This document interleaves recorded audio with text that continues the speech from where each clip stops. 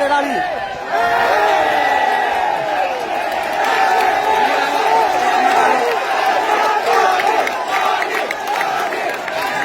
ကြည့်ရှုပေးနေတဲ့ညီကိုတို့ရေအစင်ပြေကြရဲ့လားအစင်ပြေသွားပြီကဲကျွန်တော်တို့ကျိုးပြီဟိုဘက်ကအိမ်တော့ကျိုးပြီနော်ဒီစီကအကုန်လုံးမနော်ဒီတောင်ကျိုးပေါင်ကျိုးမနော်တောင်ကျိုးပေါင်ကျိုးရှုံးတောင်ကျိုးပေါင်ကျိုးတိုင်ကြလားညာချင်းရောအမတ်ရောအမတ်ခွေးရောချင်းရောအမကြီးပြရတယ်လားပြီ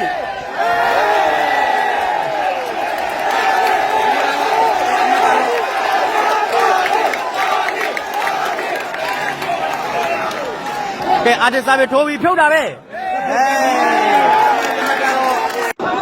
ဟိုဒီလာကလုံးမို့ပဲတိုင်းရောချလုံးမို့ထိုးလာတယ်တိုင်းရောထိုးပြီးထိုးလာတယ်အာတစားထိုးပြီးဖြုတ်တာပဲ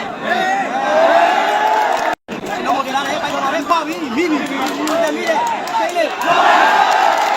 လုံးမို့လာပြီးခွာပြီးလာ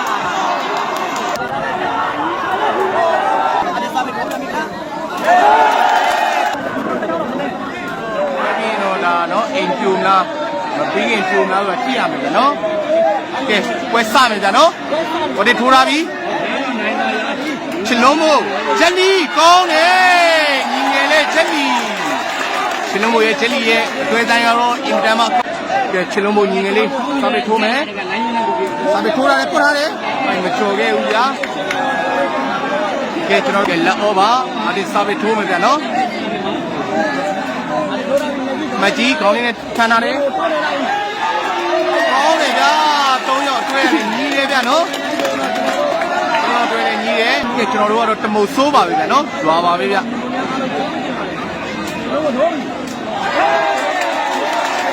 ကဲချလုံးကိုစားပြီးတမက်ရရှိသွားခဲ့ပြီဒီတော့တော့မမရရှိသေးဘူးဗျာ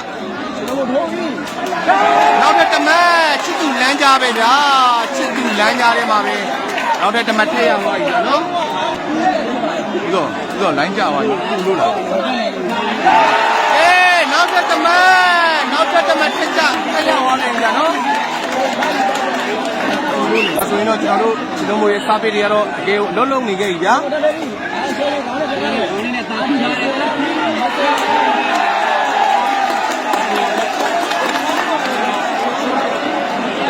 ဒီမောစပယ်ကြီးတဲ့တူတော့မယ်ဗျာနော်ကဲခွေးတွေထိုးရတယ်ကောင်းတယ်ဗျာချက်လီညီငယ်လေးကောင်းပါတယ်ဗျာနော်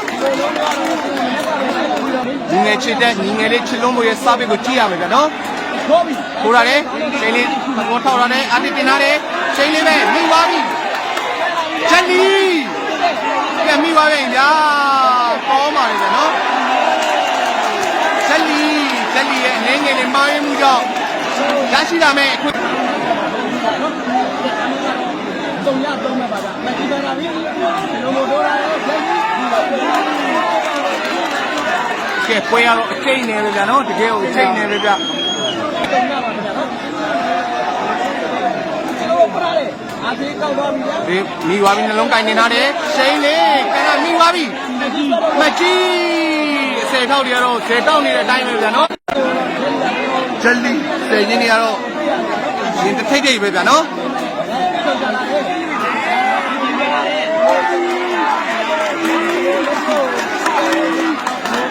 ဟုတ်ငယ်လေးချလုံးမို့စာပေထိုးရတယ်ဘယ်လိုင်းနဲ့မှကောင်းလိုက်တာဗျာငယ်လေးချလုံးမို့ကောင်းပါနေဗျာနော်ဘယ်လိုင်းနဲ့မှဗျာကဲစာပေကတော့၄လုံးတီးတီးရှိခဲ့ပြီဗျာနော်ခဏတော့ထပ်ပါတယ်ဗျာကောင်းပါလေဗျာနော်ငယ်လေးချလုံးမို့ရဲ့ဘယ်လိုင်းတိကျမှုစကေးရတော့တကယ်မှအင်မတန်မှအားရစရာပါပဲဗျာနော်ကဲကျွန်တော်ပြောခဲ့သလိုပဲတမုတ်ဆိုးရဲ့စာပေတိုက်အားတွေကတော့အင်မတန်မှပြီးကြတဲ့စပင်းတွေနဲ့တူအမတ်တွေကိုရယူနေတာကိုလည်းတွေ့ရတယ်ဗျာနော်ဒါရဒါပြီးတိုင်းဘောခေါ်တယ်ခဏရကျွန်တော်ခဏပြန်လာတော့အချိန်သေးသွားပြီရောအေးကျိုးပြီဗျာနော်ကျွန်တော်တို့ကျိုးပြီကျိုးမှာမရဘူးလို့ဒီပြ ပြိတ္တနဲ့ဗျာမရဘူးဗျာနော်ဘာဖြစ်လို့လဲဒီမကြီးဗျာအင်ခေါင်မိုးပေါ်နေကဲထိုးပြီးဗျာချစ်လို့မို့ဖြုတ်ထားတယ်အထေဝင်ကောက်ထားတယ်အတဲထားပြီးရှိန်လေးအတူချင်းကဲရှိန်လေးကတော့ခုနလိုမတူဘဲနဲ့ထိချက်တွေလွဲနေတဲ့ရှိန်လေးကတော့ဒီတမနဲ့တော့ကျွန်တော်ထပ်ပြောပါဦးဗျာနော်ဖုန်းတော့မဆက်ပါနဲ့ငါညီကိုတို့ရာကျွန်တော်ဒီဖုန်းလေးတစ်လုံးရှိတာပါပုံစံရင်လိုက်ကြမှာပေါ့ကောင်းတယ်ဗျာဒီတိုင်းဆိုရင်တော့အတေတို့မလွယ်တော့ပါဘူးဗျဘာလို့လဲဆိုတော့အတေတို့ဟာစားဘက်ကဒီစပီးနဲ့တော့ဒီဘက်က3ယောက်ကိုအလုံးလုံးနိုင်မယ်မထင်တော့ဘူးနဲ့တူပါတယ်ဗျာနော်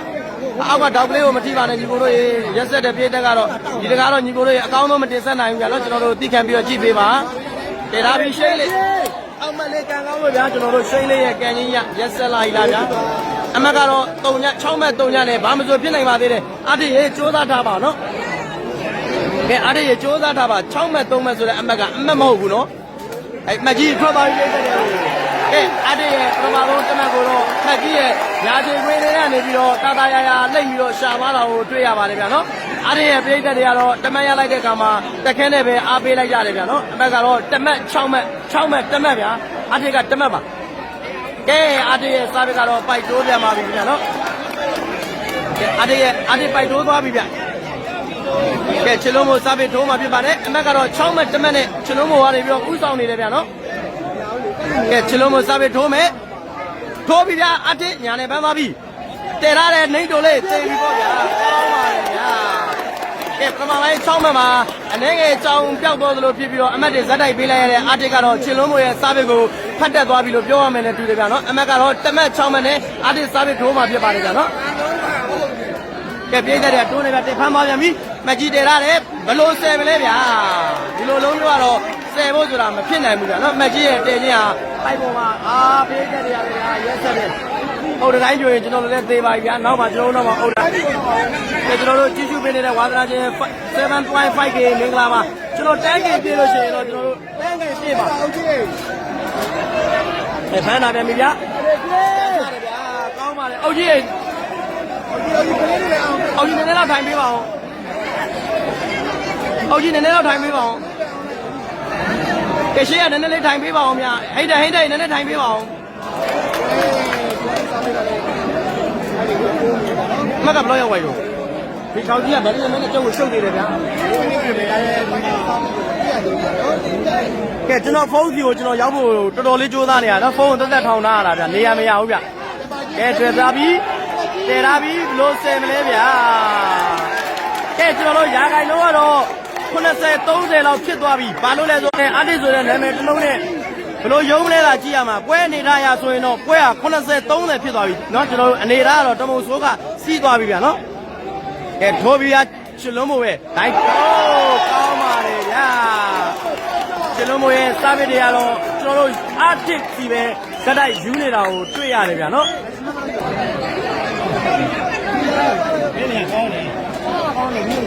ကဲအမက်ကတော့ကျွန်တော်တို့9မှတ်10မှတ်တော်တော်လေးကိုကွာဟသွားပြီဗျာနော်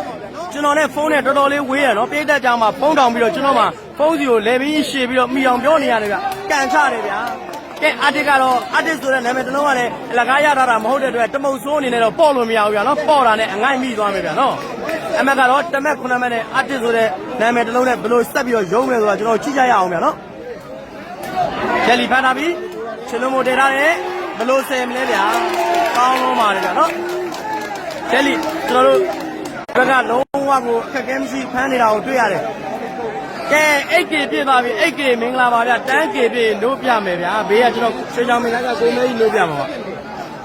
ကဲချလုံးမို့စားပြီးထိုးပြန်ပြီဗျာဝေးတယ်ဗျာနော်အမက်ကဗျာတစ်မှတ်9မှတ်ဗျာအတစ်ရေ9မှတ်လောက်လှုပ်ဆမ်းမအောင်ပွဲကြည့်ကောင်းအောင်လို့ကျွန်တော်ကတမုတ်ဆိုးဘက်ကလောင်းတာနော်ပွဲကောင်းနေတာဗျာနော်အတစ်ထိုးတာတဲ့မှတ်ကြီးထွက်သွားပြီချလုံးမို့ဘာလုပ်မလဲအိုးအတစ်ရဲ့ပုံမှန်အပျော်ခြင်းကိုအတစ်ဖက်မှတ်ကြီးဟာဒီလိုဖက်သွားကြီးထွက်သွားတာကတော့တော်တော်လေးကိုမှတ်ကြီးလောတယ်လို့ပြောရမယ်ဗျာနော်ဒီလိုဖက်သွားမှုဟာမှတ်ကြီးထွက်เสียမလိုပါဘူးဗျာအတစ်ထိုးတာပြီမှတ်ကြီးဖမ်းပါလေမှတ်ကြီးပါတယ်ဗျာကဲအမက်ကတော့3မှတ်2မှတ်ဖြစ်သွားပြီဗျာအမက်ကတော့3မှတ်နော်3မှတ်9မှတ်ဖြစ်သွားပြီနော်ကဲဘယ်လိုပြောရမလဲမကြီးဘယ်လိုဖြစ်တယ်လဲမသိဘူးဒီနှလုံးဟာဆိုလို့ရှိရင်ဒီအတွေ့အကြုံများတဲ့ကစားသမားပြီးသူ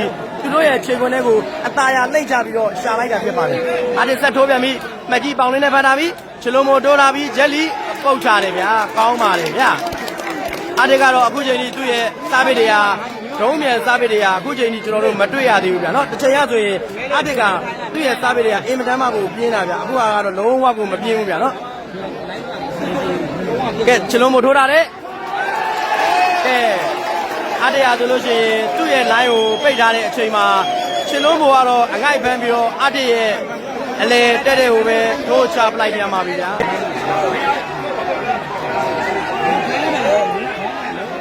ဟုတ်တယ်ကောင်းတယ်ဗျာနော်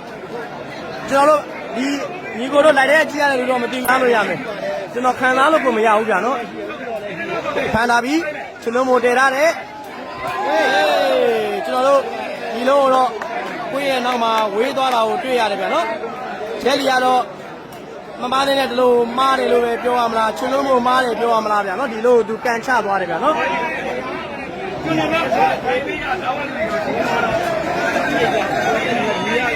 ကဲထိုးပြီဗျာအတစ်ထိုးတာလေဂျယ်လီဖန်တာပြီဂျယ်လီခေါင်းနဲ့လိုက်တယ်ဂျယ်လီပဲပုတ်ချပြီးသွားပြီကဲဗျာတော့ကျွန်တော်တို့ဂျယ်လီထိုးလိုက်တဲ့ဂျယ်လီရဲ့ပုတ်ချင်းအတစ်ရဲ့ခြေခွန်ထဲမှာမိပြီကိုအောင်းမိတာဗျာကဲပွဲကောင်းနေတာကျွန်တော်ကတပုတ်ဆိုးကလောင်းတာဗျာနိုင်တော့နိုင်ခြင်းနဲ့ဒါပေမဲ့ပွဲကောင်းမှဖြစ်မယ်နော်ညီကိုတို့ကြည့်ရတယ်လို့တန်အောင်လို့ပါနော်အမက်ကတော့10မှတ်4မှတ်ပါဗျာနော်10မှတ်4မှတ်ကောင်းတယ်ဗျာအားတွေကတော့ကျွန်တော်တို့ line ကိုပိတ်တယ်ဗျအားတွေ line ကိုပိတ်တဲ့အချိန်မှာကျွန်တော်တို့ရှိန်လေးဟာ line ကိုသူကလည်းအားတွေနဲ့ဂျားချင်းကိုကြည့်လိုက်တဲ့အချိန်မှာတော့ကျွန်တော်တို့ချစ်လုံးဘောကညာ line ကိုထိုးသွားတယ်ဗျာကဲအမက်ကတော့6မှတ်4မှတ်ပါဗျ6မှတ်4မှတ်အားတွေဖမ်းပါပြီဗျာအားတွေပဲတည်ထားတယ်နည်းနည်းကွာသွားပြီရှိန်လေးကန်တယ်ဗျာရှိန်လေးရဲ့ကန်ချက်ကြီးကလည်းကောင်းပါလေခင်ဗျာနော်အမက်ကတော့ကျွန်တော်တို့4မှတ်6မှတ်ဖြစ်ပါတယ်နော်ကဲအားတွေထိုးပြီဗျအမကြီးဖမ်းလာပြီချလုံးမိုတွန်းလာတယ်ဘလို့ဆယ်မလဲဗျာကောင်းပါတယ်ဗျာနော်မကြီးရဲ့နောက်ကိုနောက်ကြီးထွက်သွားတဲ့ fast ball ဟာတီချင်းနေတယ်ဗျချလုံးမိုကလည်းအမှန်ရှိပိုက်ပေါ်တင်ပေးထားတဲ့ကမှာဂျက်လီကလည်းပုတ်ချလိုက်တယ်ဗျာနော်အမက်ကတော့ကျွန်တော်တို့6မှတ်4မှတ်ပါပဲခင်ဗျချလုံးမိုထိုးထားပြီရှိန်လေးဖမ်းလာတယ်အာတစ်တည်ထားပြီဘလို့ဆယ်မလဲဗျာသေပြီပေါ့နော်ကောင်းပါတယ်ဗျာကျွန်တော်ကဲအားတွေကတော့အခုချိန်ကြီးအမှတ်သာနေနေတာတီတီငိမ့်ငိမ့်နဲ့သူဘယ်လိုရှာမလဲဆိုတာကိုသူအကောင်းဆုံးရှာပွင့်နေတယ်ဗျာကဲဖမ်းတာပြီးမှကြည့်တယ်ပေါင်လေးနဲ့ဖမ်းတယ်ခြေကုန်လေးနဲ့တဲသွားပြီကွက်တီပဲခရိုကန်ပြီးကောင်းတယ်ဗျာဂျယ်လီကတော့ဒီနေ့ကတော့ခရိုနှလုံးကန်သွားပြီဗျာနော်ပထမခရိုတစ်လုံးဟာဝေးသွားပြီပဲဒီလုံးကတော့ကျွန်တော်တို့ခြေကုန်ထဲမှာဘေးဆင်သွားတယ်6မှတ်4မှတ်ဗျာကဲပွဲကောင်းလေးတစ်ပွဲဖြစ်မယ်အားတည်းနည်းနည်းကြိုးစားထားပါအားတည်းပို့တာပြီအိုးကောင်းတယ်ဗျာဂျယ်လီကတော့ညာလိုက်ကိုထိုးလိုက်ဘယ်လိုက်ကိုထိုးလိုက်အလဲကိုထိုးလိုက်ပို့လိုက်နဲ့ကျွန်တော်ကတော့သူကတော့ဘာသာသုံးကိုသူအမတ်ရှာနေတယ်ဗျာကဲအားတကြီးဘယ်လိုရှာမလဲကျွန်တော်စောင့်ကြည့်မယ်ဗျာကဲအားတရှာတော့ပါအားတဖြောက်ချပြီဂျယ်လီဖမ်းလာပြီဂျယ်လီကဲပြီးပါပြီရှိန်လေးခေါင်းနဲ့တည်းတန်ချတယ်ဗျာကောင်းပါတယ်ဗျာပွဲကတော့9မှတ်6မှတ်ဖြစ်သွားပြီဗျာနော်ဝါရင်သဘာရင်အတွေ့အကြုံများလာတဲ့အထက်ဟာပွဲတစ်ပွဲကိုအလွယ်တကူတော့ရှုံးသွားမှာတော့မဟုတ်ပြန်နော်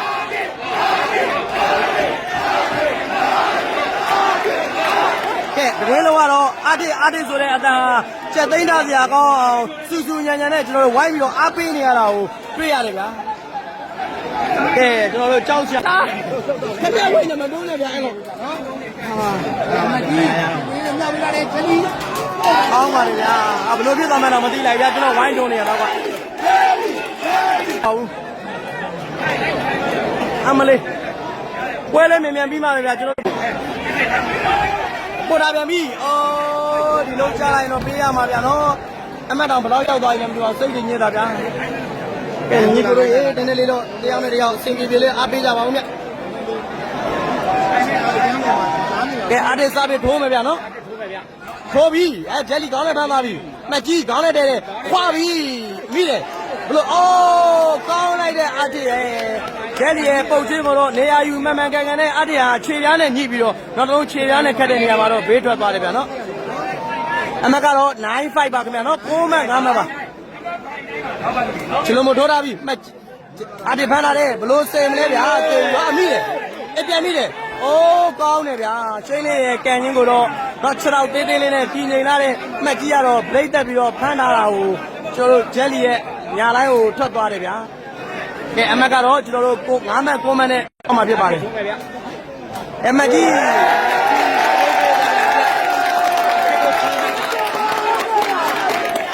မကြီးရဆိုလို့ရှိရင်တော့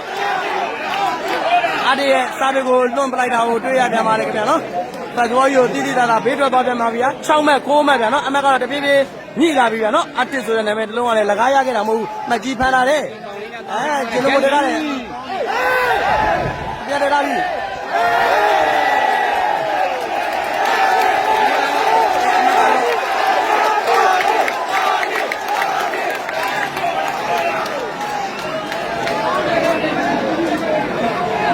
တော့6မှတ်9မှတ်ဒါ2မှတ်ပဲကွာတော့လေဗျာအကြည့်လို့ကောင်းပြီဗျာ6မှတ်9မှတ်နဲ့ဗျာနော်9မှတ်9မှတ်ပါဆယ်လာနိုင်ပါဗျာ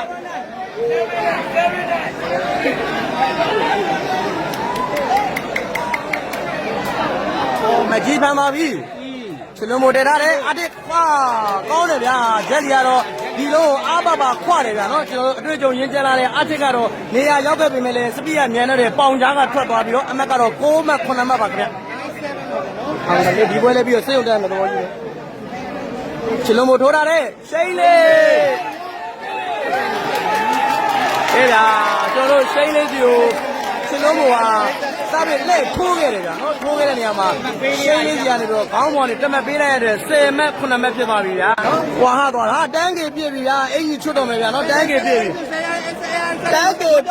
ကေပြည့်ပြီနိုးပြမယ်ဗျာကဲချလုံးမို့စားပြီးထိုးမယ်ခင်ဗျာနော်ချလုံးမို့ပို့ထားတယ်အားဖြင့်လိုက်တယ်ဗျာဘလို့10မလဲဗျာခံပြီတော့မိသွားပြီမကြည့်လိုက်တယ်မမားတယ်ဗျာပြန်ချထားတယ်အချိန်လေးဖတ်ထားပြီအားဒီတက်ထားတယ်ကောင်းတယ်ဗျာတို့ဒီနေ့ကဲဒီနေ့ကတော့ကျွန်တော်တို့အထင်ပြောတာမဟုတ်ဘူးအမြင်ပြောတာမဟုတ်ဘူးတော့ကျွန်တော်တို့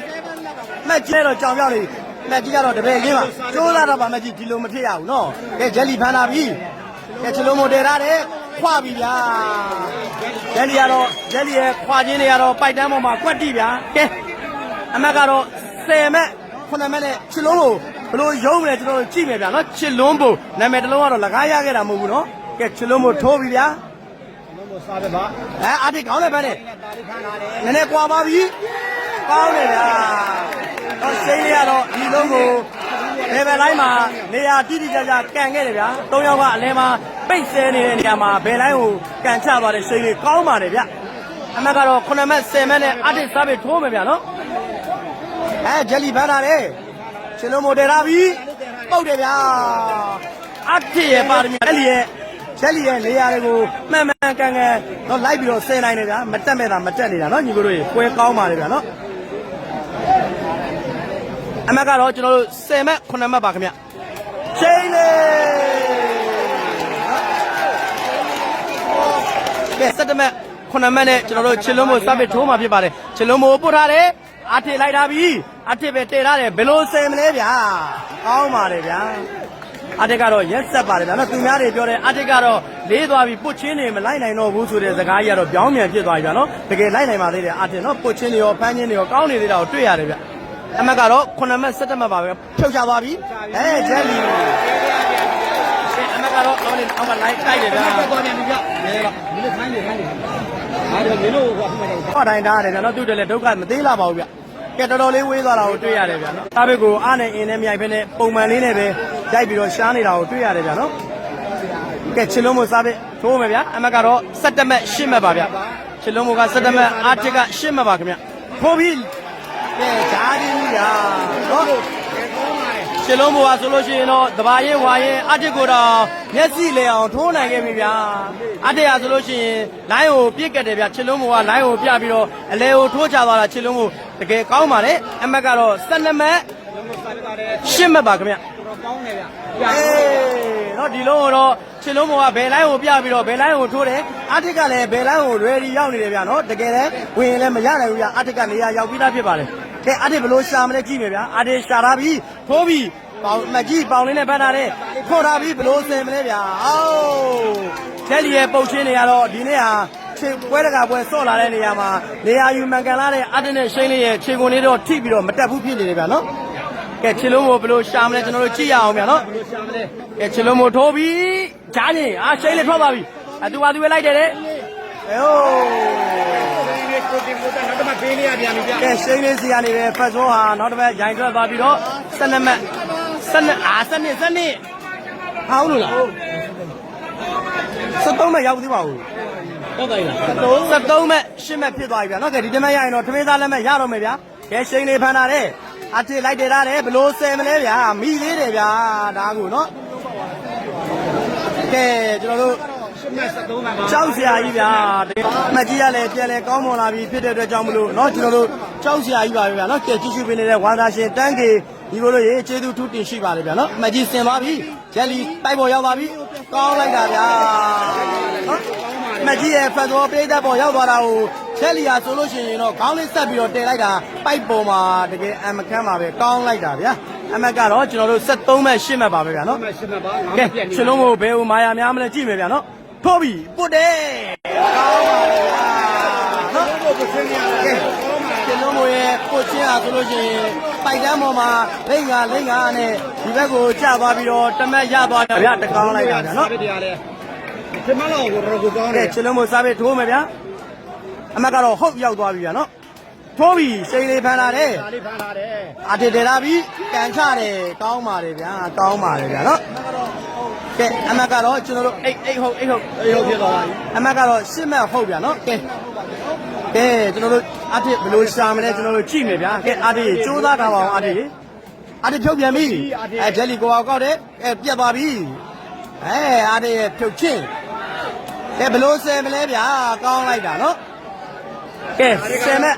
တဘာနဲ့ဝါနဲ့နောက်တစ်မှတ်ရှားသွားတယ်ဗျ ဟုတ်ပြီနော်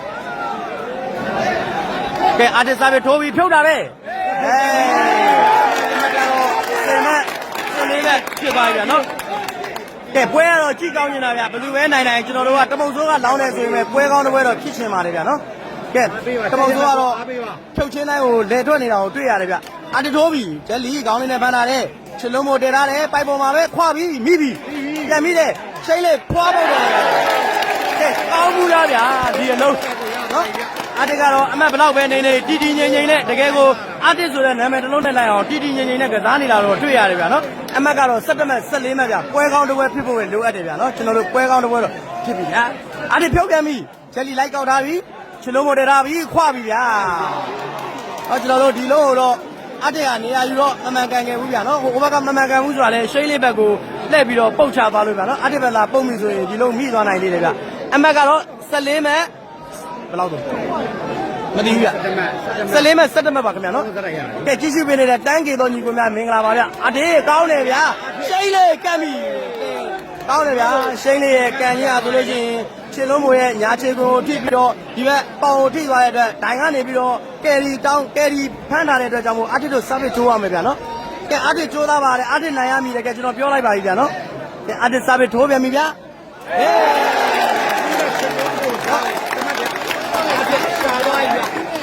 ကောင်းလိုက်တဲ့အတစ်ဗျာအမတ်ဒီလောက်အပြက်ကြီး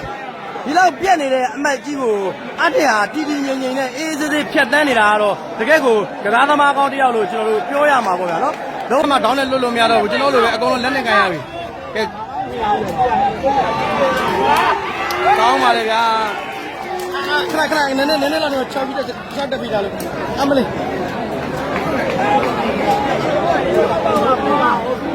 ကဲညီတို့ကရသလောက်ကြည့်တော့ဘလို့မှအဆင်မပြေတော့ဘူးအမကဟုတ်တူးပဲဗျာနော်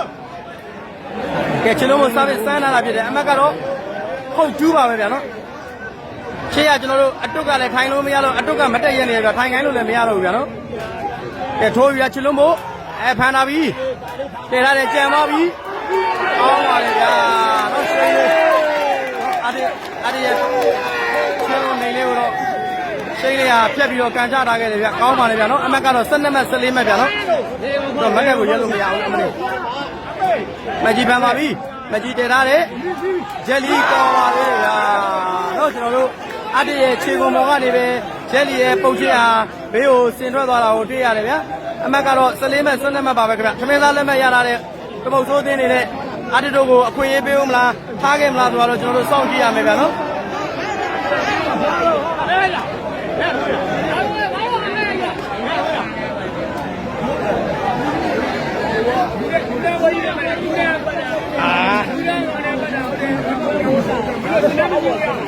ကဲကျွန်တော်တို့အပေါ်ကအထူးတန်းပုံကိုယ်ရဲ့ရေတွေကျလာလိုက်ဗျာနော်အနေမလားမတက်ရက်ကိုမရဘူးအနေပတွန်းရပါနဲ့ဟာ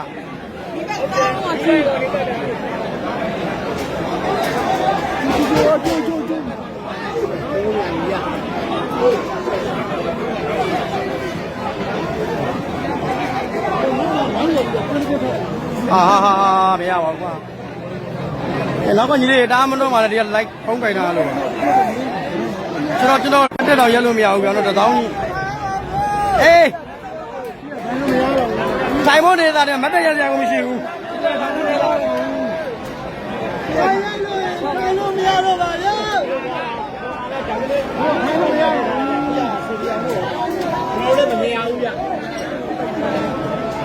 ကဲချလုံးကိုစားပေး14မဲ့12မဲ့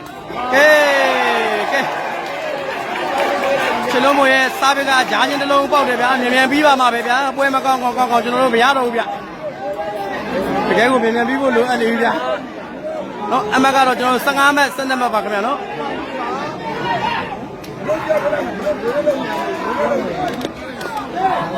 ကဲချလုံးမို့ပဲစားပေးထိုးမယ်ခင်ဗျာနော်အဖန်ပြီးသွားပြီအတစ်တည်ထားတယ်ကန်ချတယ်ကောင်းပါလေဗျာအမကတော့12မဲ့15မဲ့ပါခင်ဗျအမတ်တွေအများကြီးပြက်နေရနေဒီတော့လဲတော့ပါအမတ်တွေအများကြီးပြက်နေရနေပြီးတော့ကျွန်တော်ဒီလောက်ထိလိုက်လာတာမစိုးပြောရမယ်ဗျာနော်ဖြုတ်ချတာပြီးဂျယ်လီဝင်ကောက်တယ်ချလုံးမို့ကောင်းတယ်ခွာပြီဗျာကောင်းပါတယ်ခင်ဗျာချလုံးမို့ရဲ့ချလုံးမို့ပြည့်တဲ့တွေကနေပြီးတော့ကောင်းတဲ့ဆွဲတင်သွားတာဟာပိုက်ပေါ်မှာကွက်တီပါပဲခင်ဗျာအမတ်ကတော့15မဲ့12မဲ့ပါပဲခင်ဗျကဲကဘာကျော်မဲ့တေပွဲကတော့ဒုက္ခတော်ရောက်တယ်ဗျချလုံးမပို့တာပြီရှိန်လေးပါသွားပြီဂျယ်လီကောင်းတဲ့ဘက်နဲ့ပုတ်ချတယ်ကဲကျွန်တော်ချင်းညာနေစဉ်အတွင်းပါပဲကျွန်တော်တို့ပြီးသွားခဲ့ပါပြီခင်ဗျာ15မဲ့12မဲ့နဲ့